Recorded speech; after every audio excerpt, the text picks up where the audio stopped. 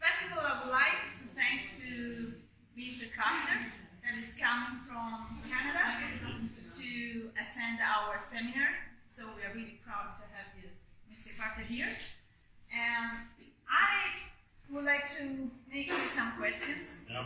First of all, what do you like more of this course, of this seminar? Well, I thought on this one here, and every one of these are different. I've done, I don't know, in my lifetime, I've done a lot in different countries. And each one is different. Every one of them is different.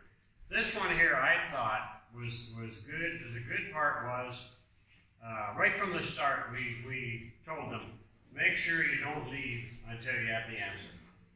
And in this seminar here, they asked a lot of questions.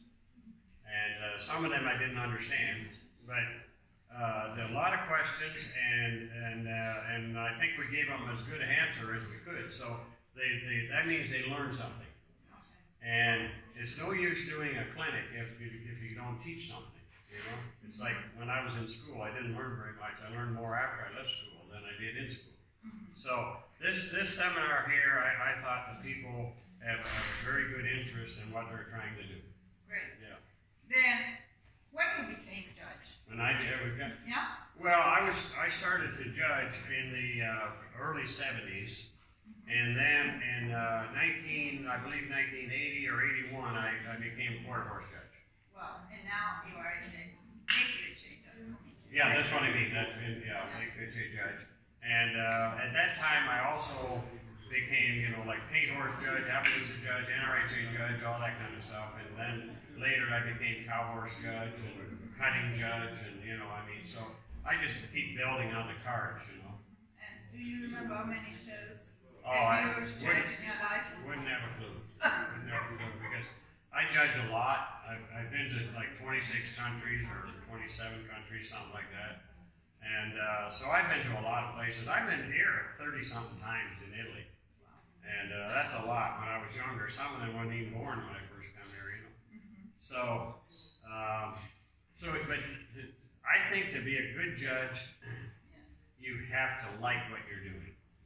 If you don't like it, you shouldn't do it, And like I said to the other day, you have to be brave to be a judge, because once you step in the ring, you have to forget who you know, who's riding the horse, all that. You put all your concentration on the horse or the rider. Depends on which class you're judging. And if you do that and you keep doing that, you will gain a reputation that you are a person they can count on, that you will pick the best horse that you think is the best horse. And plus, you have to be an educated person as far as knowing what to do. The person off the street won't have a clue.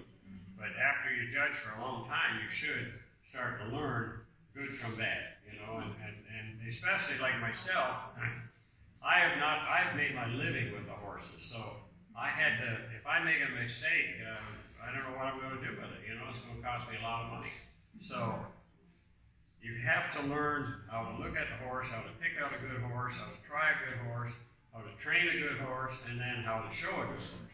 So when you can do all that, then usually you can become a judge, and things will work out really good for you. Yeah. Just more questions. Okay. Which kind of horse did you suggest to a beginner?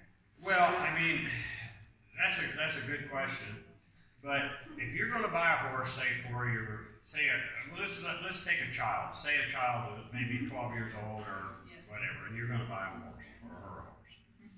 Make sure that you take them to the farm or the ranch, and make sure you let them ride the horse, and maybe multiple times, because you have to find a horse that can look after people. When they're young, you don't want a horse that bucks, you don't want a horse that runs off, you want a horse that's very consistent, and maybe not the most expensive horse, but one that's very, very safe.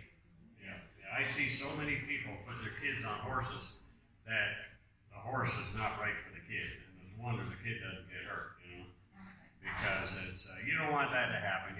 Every horse will spook once in a while, but horses. I've got a horse at home right now with my granddaughter's, second horse she had. And he's going to die on my place because he's such a great horse.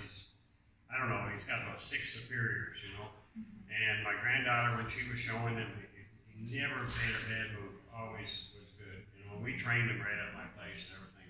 She won a lot of stuff with him. And those are the type of horses, but they're hard to find. You know. Last question. Yeah. Why do you love the quarter horses? Yeah. What have the quarter horse more than other horses? Well, that's pretty easy. When I was born in a small fishing village, and there was no horses. But for some reason or another, when I was born, I wanted a horse. I liked a horse, and then as I went to the Western movies, I wanted a cowboy horse. And as I got older and older, then I basically the Western Horseman magazine. I bought the Western Horseman magazine, and they always had good articles, some of the best ever, on how to train a horse or how to fix a horse that was doing stuff. You know, they were one of the best magazines that was ever written. And I bought those, and you know, through that, I kept watching and reading about the quarter horse, and my first horse was not a quarter horse. And my second horse had a brand, and they said he was a quarter horse, but he had no papers. And then my third horse, in 1963, I bought a horse, and it was registered. It had a registration paper, so I had my first quarter horse. But I wanted a cowboy horse. I didn't want a big, tall, and I like working hunter, but I didn't want a working hunter horse. I wanted a cowboy horse. You know, I could run fast, turn quick, do those things. Yeah. So that's how I got started, and just one thing led to another. You know, I had a job. I quit school at an early age, and I had a job. And then in 1971, I bought my place, quit my job, and went full time in the horses. You know. So, thank you so much. Well, thank you for having me here. And I hope to have you again. Let's hope so. Okay. Yeah. Before I die, anyway.